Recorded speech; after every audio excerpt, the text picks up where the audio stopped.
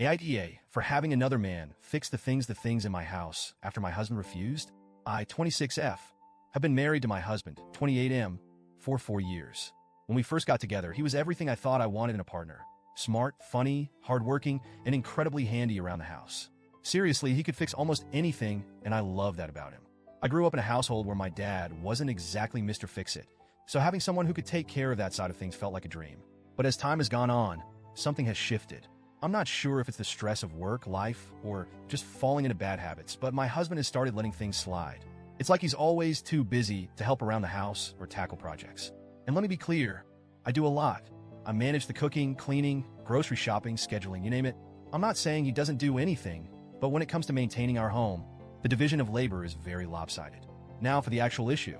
Over the past year, yes, an entire year, I've been asking my husband to do a few specific things in our apartment.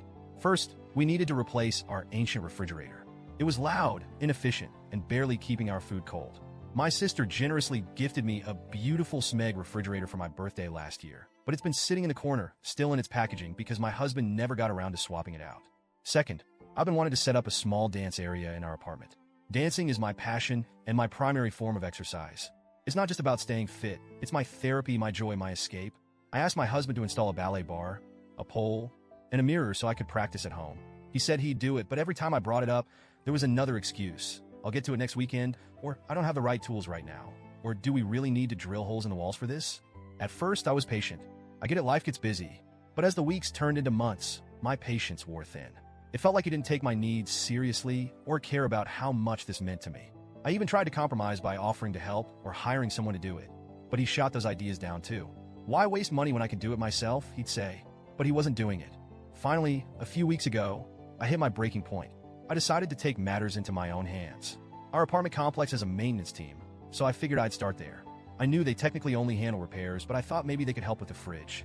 I approached one of the maintenance workers, let's call him Mike, and explained the situation. I told him about the Smeg fridge and asked if there was any way he could install it for me. He smiled and said, "That's not really in my job description, but I'll see what I can do."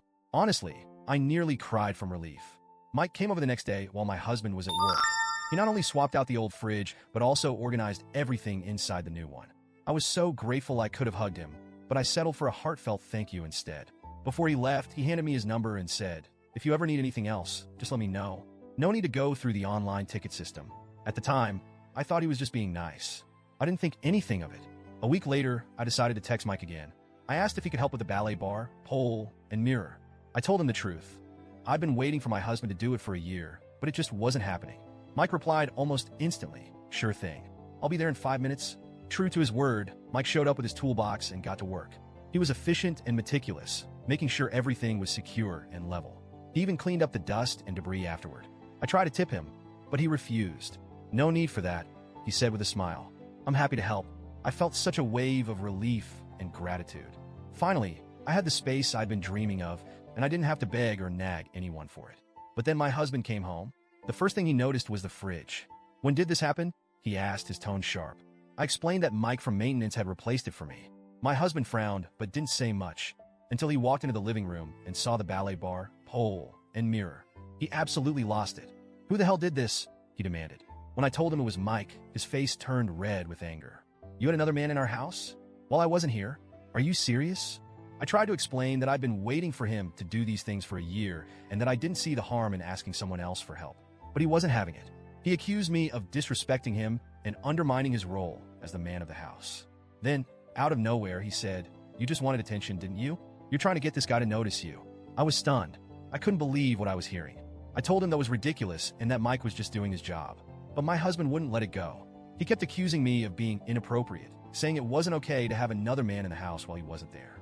He even implied that Mike had ulterior motives, which made me feel gross and uncomfortable because I hadn't seen anything from Mike to suggest that. The argument spiraled from there. My husband said I'd emasculated him by going behind his back and that I didn't respect him as a husband. I shot back that if he had just done the things I'd asked, none of this would have even been necessary. That didn't help.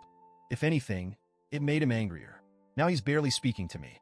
He insists I was out of line and says I owe him an apology. I, on the other hand, feel like I was pushed into a corner. I waited an entire year, tried to be patient, and only took action when I felt like I had no other choice. From my perspective, I don't see how getting help from maintenance makes me a bad wife. But maybe I'm missing something? So Reddit, AITA,